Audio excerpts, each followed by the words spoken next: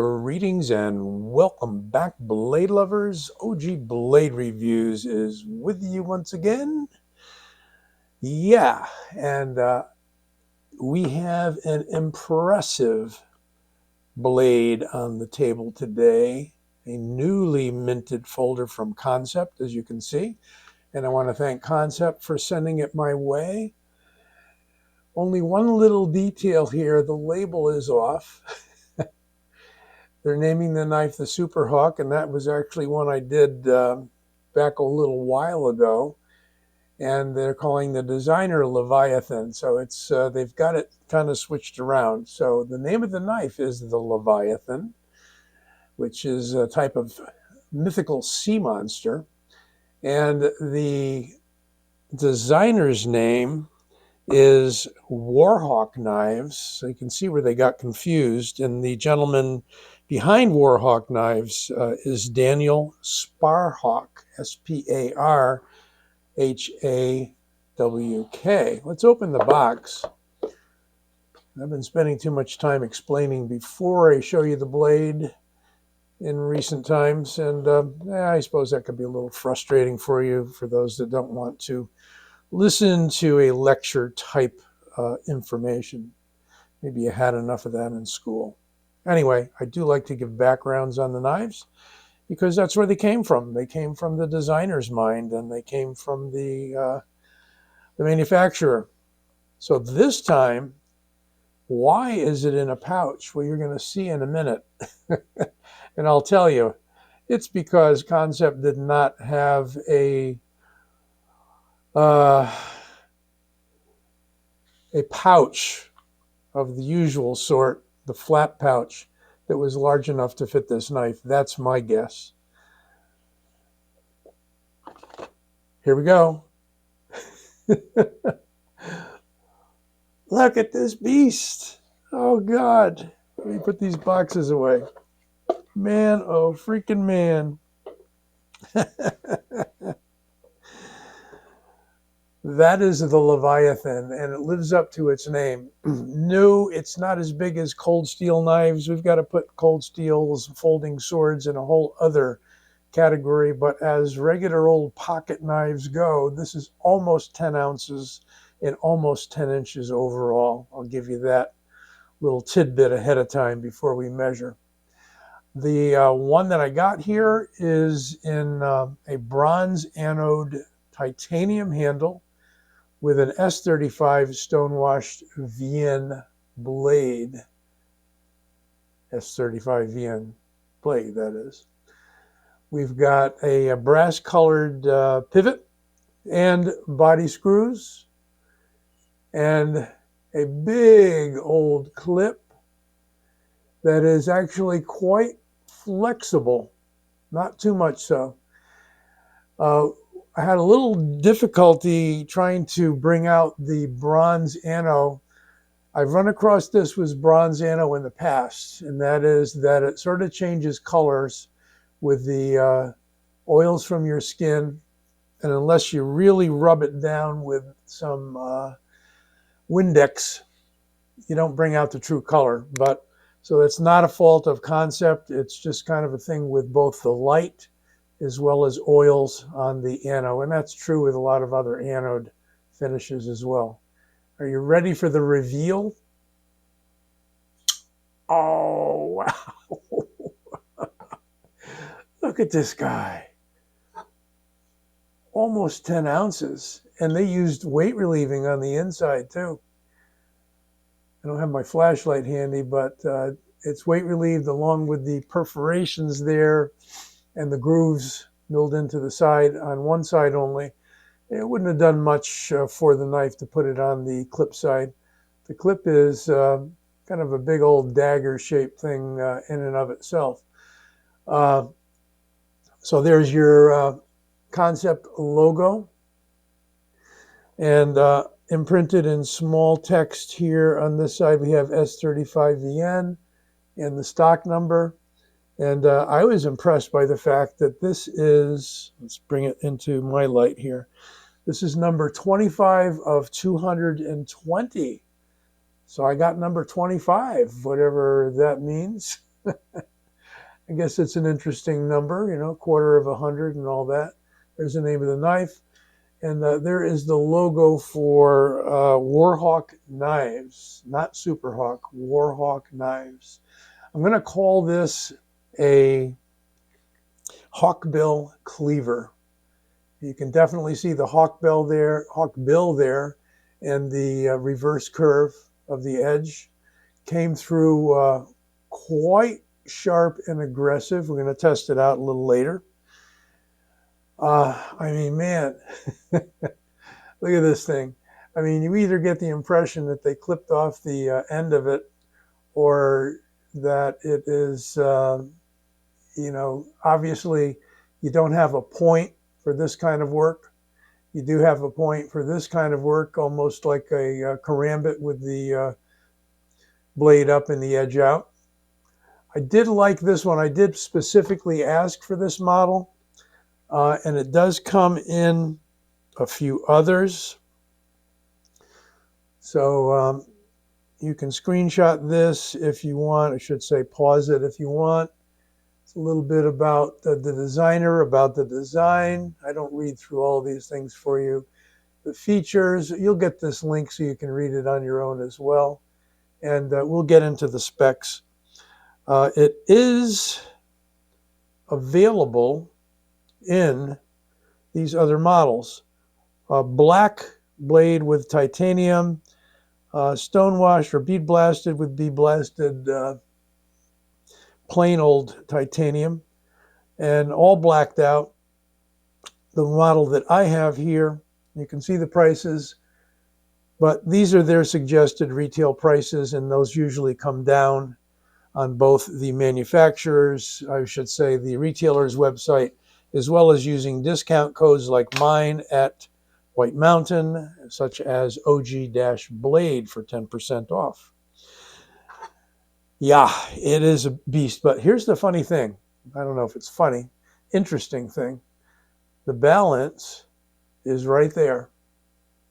All right, so the balance is right where your forefinger goes, and it's very comfortable, very tall in here.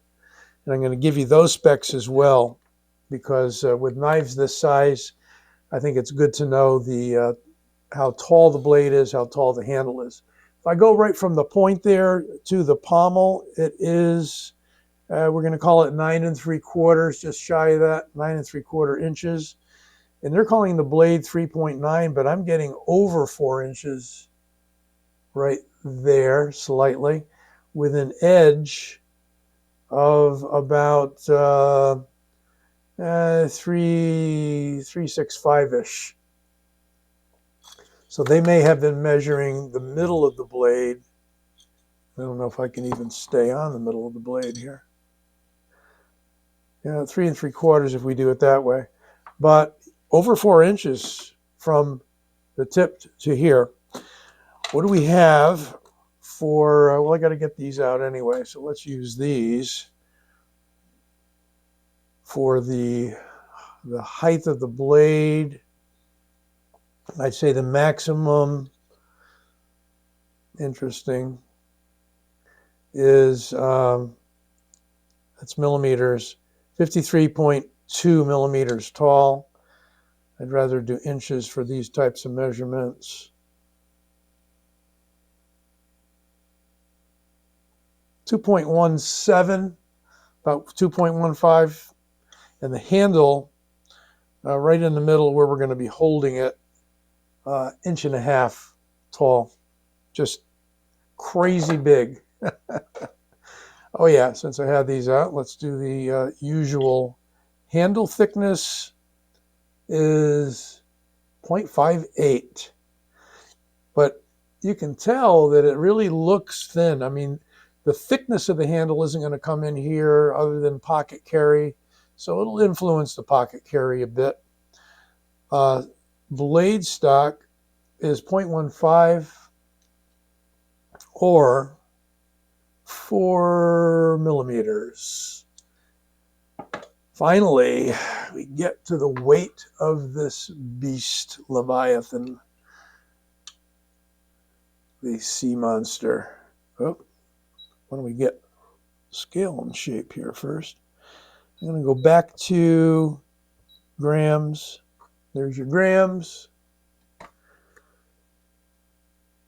270 grams, we'll kind of round that up, just shy of 270 grams, or 9.5, we'll call that, 9.5 ounces. Good Lord. Yeah, I mean, for you guys that wear your, gym shorts, probably not the knife for you. I would stay away from it. Listen to the sound of this thing opening. Real positive, really positive sound. And as it drops shut, it has to with a blade this heavy. And yeah, it is on bearings. We got the thumb hole. Let's try that again. Middle finger flick, no problem. Roll it out. I don't know if we can roll it out. A little harder with this thumb, but yeah, I'm sure you can roll it out. Yeah, like that. But, making that span and keeping in contact with it all the time, maybe not so much. I do like the middle finger flick, however. It's a heavy blade and it needs a little energy to get started. Of course, there's always your flipper tab. Speaking of the flipper tab, it is jimped with some knobby, relatively smooth jimping. We got the same thing on the back here, almost decorative, but yeah, you do feel it with your thumb. You feel those little bumps, but it's not sharp at all. Definitely rounded over in here. No jimping or anything on the frame, and it's just a beast. And what did I think of almost immediately upon unboxing this guy? Well, you might be guessing correctly. How about the Artisan Proponent by Dirk Pinkerton? And you know what? It's bigger. Good God, it's bigger. Not by a whole lot, but certainly by length. We've got like, what do we got here? About almost 3/4 of an inch longer overall. The blades are the same. They're 4-inch blades. So we've actually got a shorter handle on the Proponent. That is interesting, which leads me to wonder where the blade ends up. Yeah, there's your extra handle right in there where the backspacer is, which, by the way, is plain titanium. Yeah, they use titanium. It's not steel. And the clip is titanium. So there it is next to the Proponent. This is quite a special Proponent, by the way. This is the one that was a Knife Center special. It's M390. The whole thing is bead blasted, titanium handle. And yeah, it's got that place for the plug that screws in that makes it into the virtual fixed blade if you're working with it. Certainly no time to put that in a hurry if you're in a defensive situation. And then next one that I found that reminded me was another from Kansept. And this is the Corvid XL that they had sent along. There it is next to the Leviathan. And it's coming out there almost as long with a little bit shorter blade. I think we've got more like a, this is definitely the Corvid is their Cleaver series. We got a 3 3/4 inch blade on that. But also a tall blade, 2 inches on that one. And what did I say on this one? Just shy of 2 inches. And this one is the supposed to be the parent-child fist bump.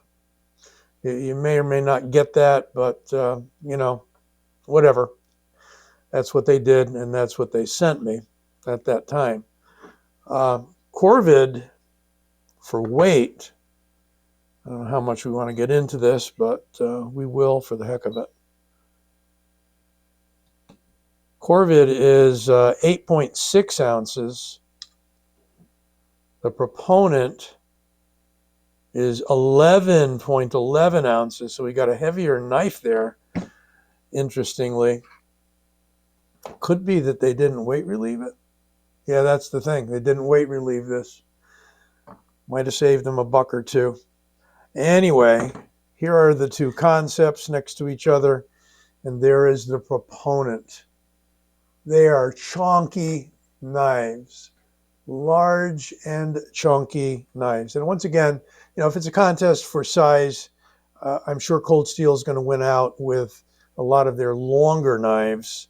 But Cold Steel doesn't make too many. Maybe I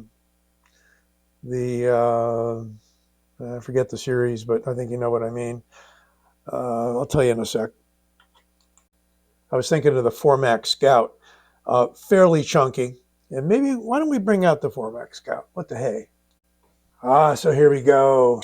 The Formac Scout is out of the picture. I got too many on the table, but let's get it in there, shall we? Yeah, see what I'm saying? These are all taller blades. I think to make the Formac Scout too tall is going to maybe take away from some of its utility, but there it is. And it is, of course, like most of the Cold Steel series, it's longer by an inch. Longer by an inch, she said. Right? Yeah.